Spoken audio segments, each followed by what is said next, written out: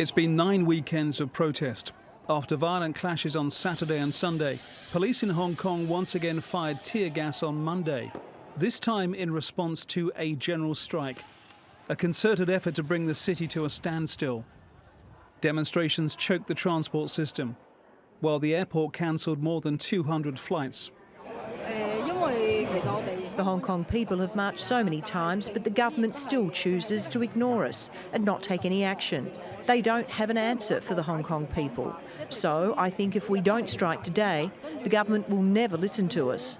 7 districts held simultaneous rallies, with people filling up parks and shopping malls.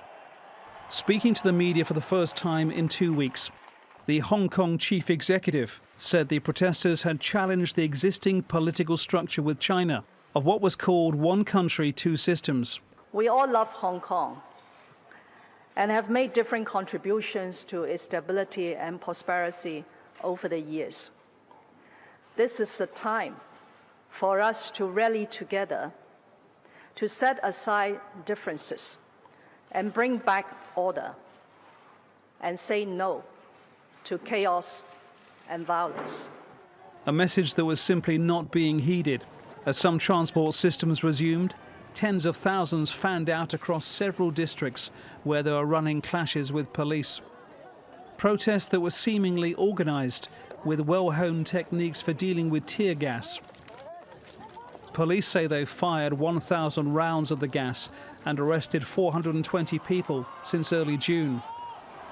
Demonstrations that began over an extradition treaty with mainland China have now turned into a wider political movement, one that is demanding the protection of democratic rights that many feel are being eroded. Francis Collins, TRT World. Feingold is an Asia political risk analyst, and he joins us now from Taipei. Thank you very much for joining us here on TRT World. So flights are cancelled, protesters block roads, and things seem to getting out of hand there. But Hong Kong's leader, Carrie Lam, is still not resigning. Well, she's remained steadfast in her views that she's already withdrawn the controversial bill, although her description of what has been done from a legislative process has not satisfied the protesters. She said that there'll be investigation of police action, but it's not the independent investigation that protesters are demanding.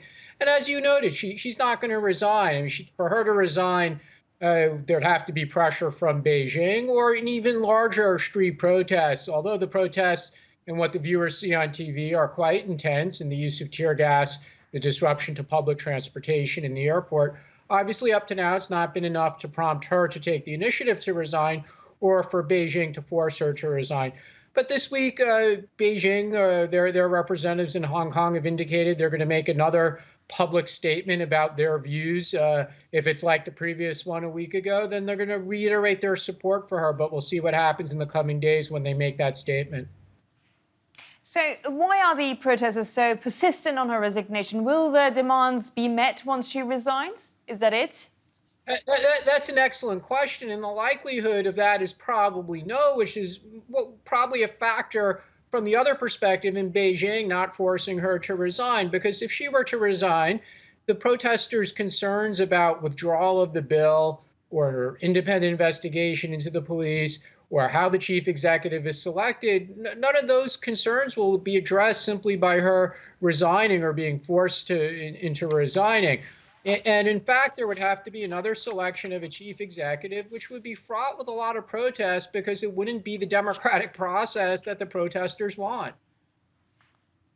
So what does this extradition law actually mean for people from Hong Kong? Well, now it's become a symbol more than anything, simply because the government is not proceeding with it. They're not putting it in front of Hong Kong's parliament, the Legislative Council, for a vote. So it's not going to be legislated into law anytime soon.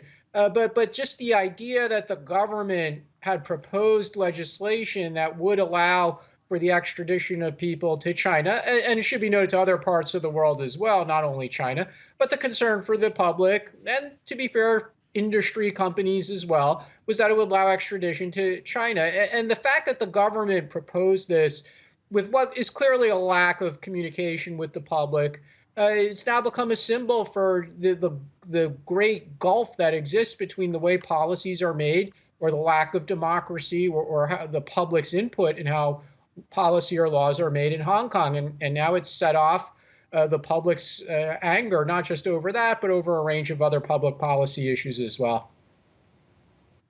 Well, thank you very much for that there, Ros Feingold.